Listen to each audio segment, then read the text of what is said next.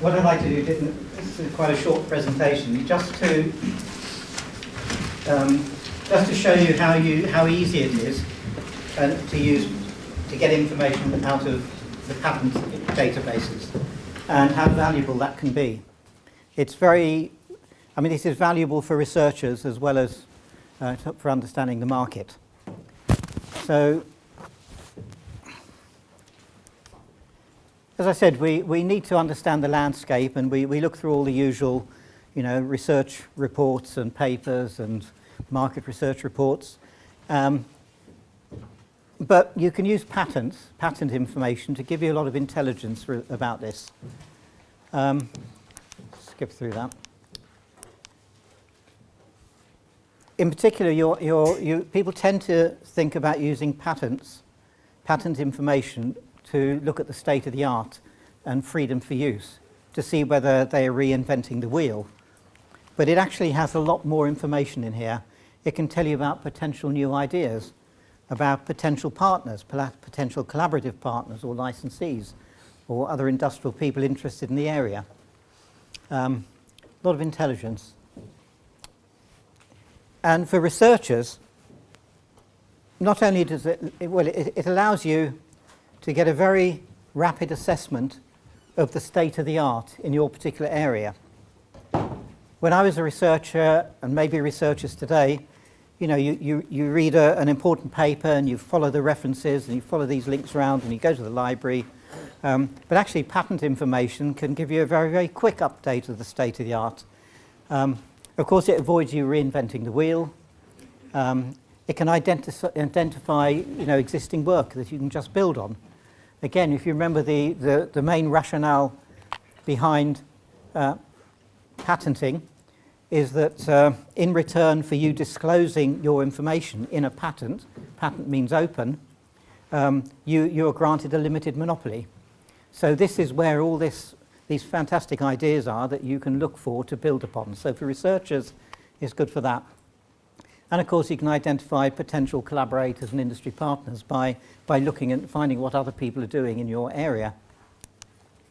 For industry, it's important as well, because those of you who have worked with industry will know that IP is much more important to them than maybe it is to the researcher. And that's for a reason. If there's protection for a technology, then it gives them some sort of comfort in order to invest further in that technology. Otherwise, someone will just come along and copy it, and their investment has gone. So a number of other things here. They can find researchers and so on. But why patents?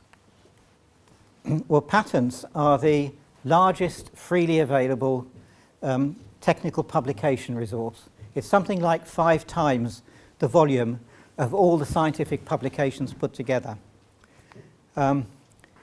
They're often the only publication on a subject, because whilst researchers have to publish to live and they live to publish and publish in peer-reviewed scientific journals, companies don't need to do that. But they do have to file a patent if they have a new idea that they want to protect. So that's why it's like 5 times the amount, an awful lot of information there, often the only publication, and because of their nature, they're usually the first publication. Not always, because sometimes some prior art is found, but generally they're pretty much the first publication. And it's a huge resource and growing rapidly. But it's not just IPR information and the claims and information about that, legal information. It also contains information about the inventors, the companies who are interested, the bibliographic information, and when they started getting interested and whether they've stopped being interested in a particular area. It gives you a lot of technical information, and it talks about state of the art and the background to the area. It talks about legal status, so it'll tell you whether the patent is still valid, whether there are any freedom for use information, where there's protection, which territories. Dyson, for example, you all know that Dyson makes a lot of noise about his cyclone technologies and his patent. Well, in getting protection, he failed to protect it in Switzerland. So if you go to Switzerland, then there's a Dyson clone made by Miele, I think it's pronounced. So, you know, it'll tell you where the potential commercialization might happen. And again, you can adjust your strategies accordingly. And of course, commercial information, it'll give you an indication about where companies are thinking of developing things. Because if they're filing, if you see Microsoft, for example, suddenly filing a lot of patents in the area of lithium batteries, you sort of wonder why. Are they changing direction? Are they wanting to look at this area? And so on. And the other thing about it, sorry, Roberta? Yeah. Yeah, just one question. Would you agree on the fact that in an aggressive IP defense strategy, the use of patent information could be also useful to spot some infringement about your... Yes. Yes, it's, you're just talking about infringement and using patent information. The one thing about all intellectual property generally is that the onus is on the owner of the IP to monitor the market. And you know, you have to make sure people are not entering your area. It's a bit intellectual property rights are basically the legal right to put a fence around your field. And when you license someone, let them come into your field to play different things, but that you're taking money from them for the privilege because you say you're going to stop other people coming in. So the onus is very much on the owner of the IP to monitor the market. One more question. Regarding this patent landscape, as regards the proposal, I mean, how much do you does in general speaking, how much does the evaluator expect? No, yeah, you're only really asked to show the results of a patent search. Okay, so I think they want to know that you've had a quick look at, you've done a quick prior art search in that area, and that what you're proposing to do hasn't already been done. I mean, that's largely or that there are no fundamental patents that might maybe impact exploitation in the future. So it doesn't need to be a very, I think when you come to the exploitation, the tech transfer office's work, then I think you might do a little bit more. But I think for the proposal, I think, it's a key question. They want to make sure you're not reinventing the wheel, and that you've had a look at what's going on, and that there's no fundamental patents, which mean that your end result won't be exploitable because someone else has got a fundamental patent, and so you'll need to get a license from them, and doing it would be difficult. So the other thing about patent information is, unlike scientific publications, is that they're highly structured and they're highly classified. And there's the most recent classification is the cooperative CPC, which is jointly between the European Patent Office and the US Patent Office, and it's got 250,000 classifications. And of course it also can monitor time and region classifications. So that makes the whole thing very, very easy to search and to access. So is there an issue around time delays between whenever patents actually expires and whenever, is there like a year or something? It's about it depends which way you file, but it's a year or 18 months if you go down the PCT route. So it's undercover then, you can't see it for... It's undercover unless you request it to be published. So generally, but an 18 months is not, it's still pretty recent. So you can get access to this information for free from another number of sources. The main one I would say is the ESPASnet, European Patent Office, not just because this event is sponsored by the European Commission, but I think this is by far the largest. WIPO, the World Intellectual Property Organization, have a thing called PatentScope, which doesn't have quite as much, and I think Google Patent is still trying to catch up. So I think that you agree with that. I mean, so I would recommend ESPASnet, not just because it's free, but because it tells you a lot of other things. So let's just look at some of the things that the Commission expects you to put in the proposal. It asks you to give the results of a prior art search. Again, just to say, you don't reinvent the wheel, to show what you're building on and what you might use. And just very quickly to show you how easy it is. Now, this is the front page for ESPASnet. And I've tried to highlight there's a Google type search bar there, quick search. You get onto this page and you type, so this is glycemic control sensor.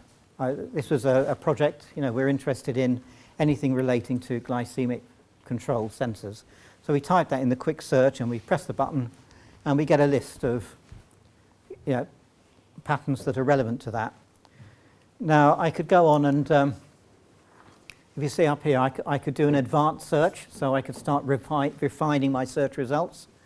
I can say, well, glycemic control sensor using X or something, or I can, so I can refine it.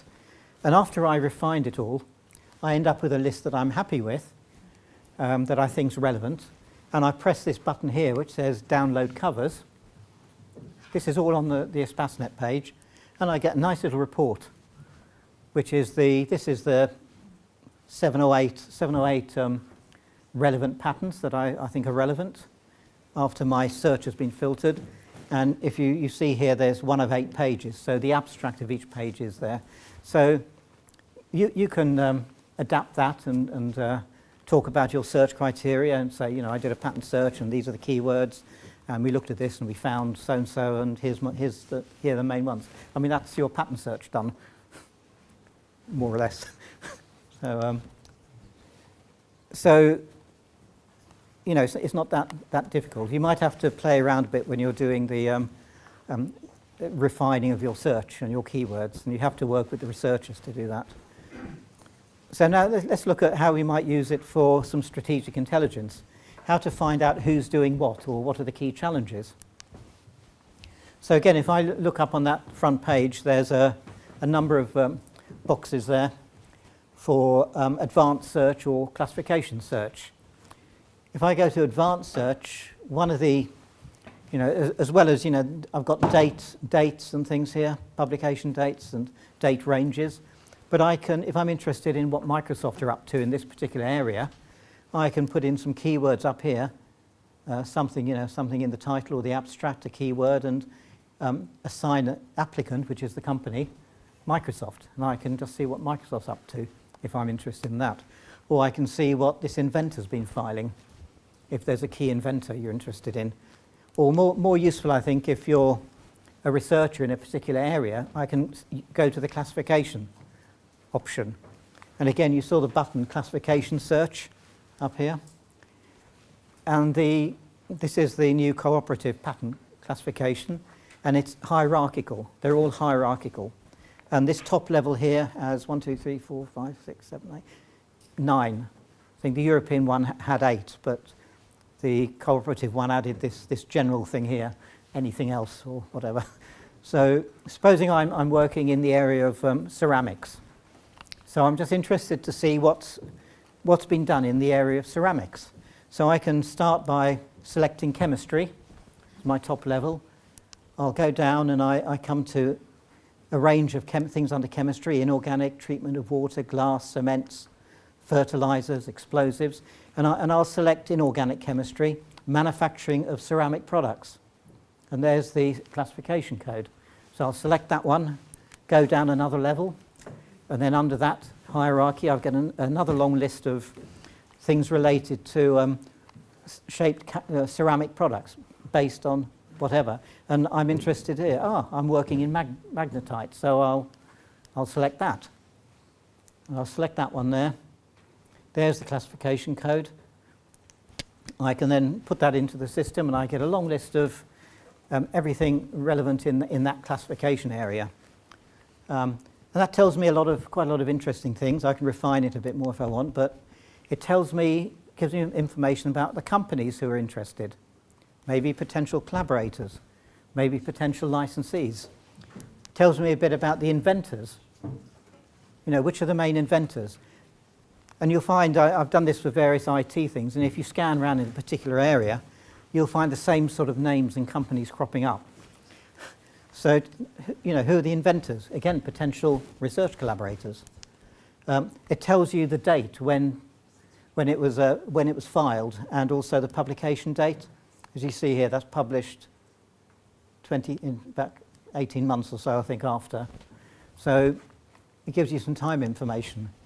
But then if you select a very recently published patent, again, even if it is published sort of 12 months after the priority date, the patent itself, the legal bit is the claims at the end of the patent, written in legalese.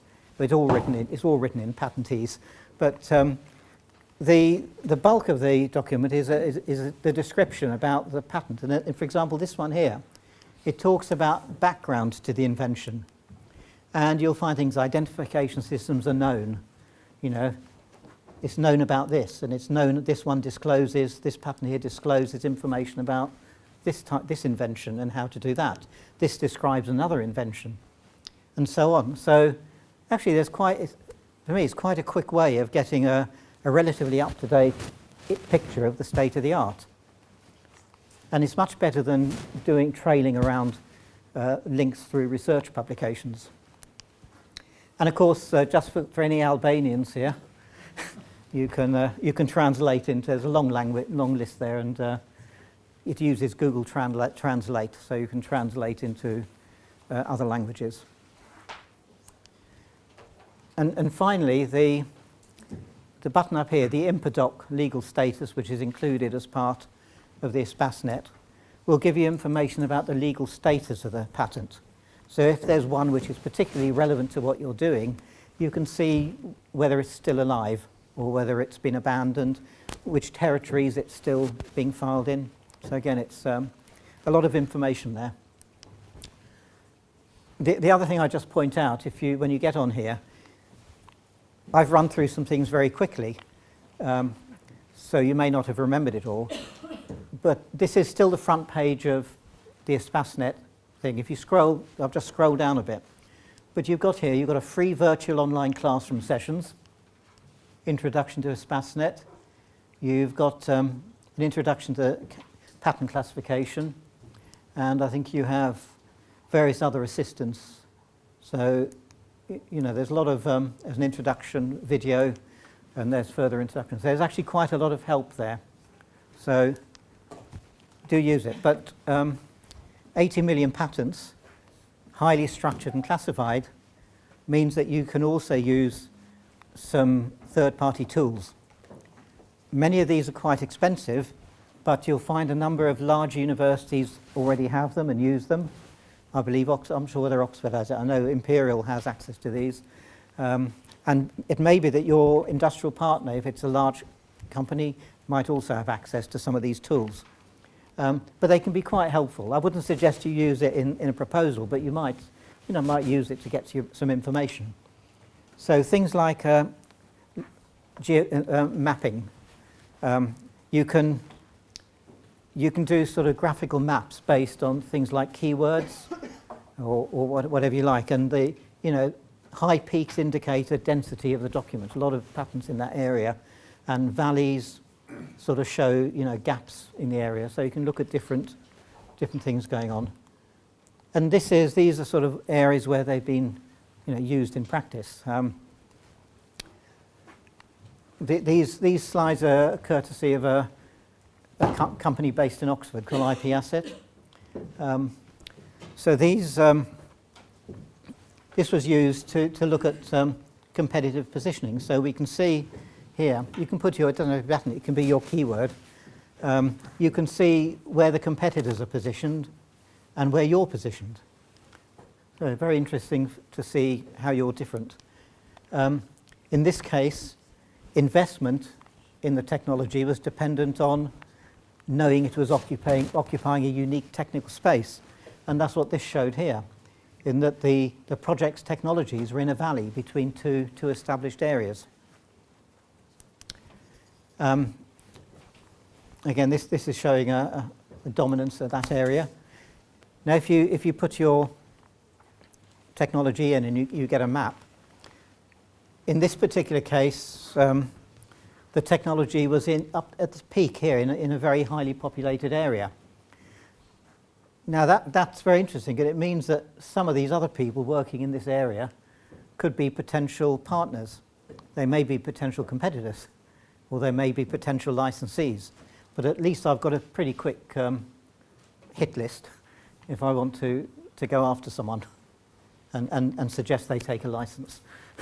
But you know, it gives you, it makes it easier for you to assemble a shorter number of patents in which you can start looking. Now there are other ways of analysing this. This is from another company. The previous ones were from Thomson Derwent. This is from a company called Evaluaserve, who also have their own analysis tools. And this sort of thing here will show you, it gives you an idea of the research focus of different companies. So we can put in, you know, the different categories, classifications. So semiconductors, batteries, cameras, transceivers, and up here, the companies you're interested in. And you can plot their patent activity. And you see here, the larger blob means they're filing a greater number of patents. Smaller number, so interesting, Qualcomm is not particularly interested in LCD displays, but it seems to be doing quite a lot in, you know, semiconductors and even batteries. Do Qualcomm into batteries? But it's interesting to see that they're spending money doing that. Citation trees, you're all familiar with that. Well, you can very quickly get citation trees, so you can see who is citing your patent, which patents that came after yours think yours is important.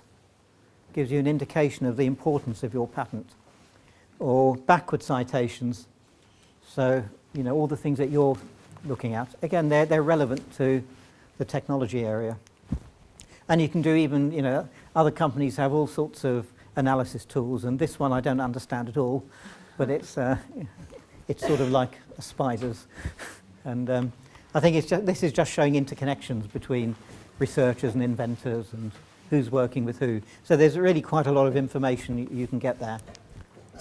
And of course, if you don't want to do this yourself, it's possible to get help from around Europe from the PatLib centres. There are, I think, something like, don't know how many, 300 odd. They're quite a lot scattered around Europe. And if you're outside Europe, then there's WIPO's, TISCs, Technology Information Support Centres. And they may well provide a service for doing patent analysis or patent searching. They'll probably charge you for it, depending on where they are. So just in summary then, that's sort of short interlude on patent information is really to try and give you an insight into the value of patents as an intelligence source, to give you information about, you know, not just the state of the art and freedom to use, but also about new technology areas, market intelligence, competitor intelligence, and maybe can help you find research partners, collaborators, and maybe even potential licensees. So I will stop there.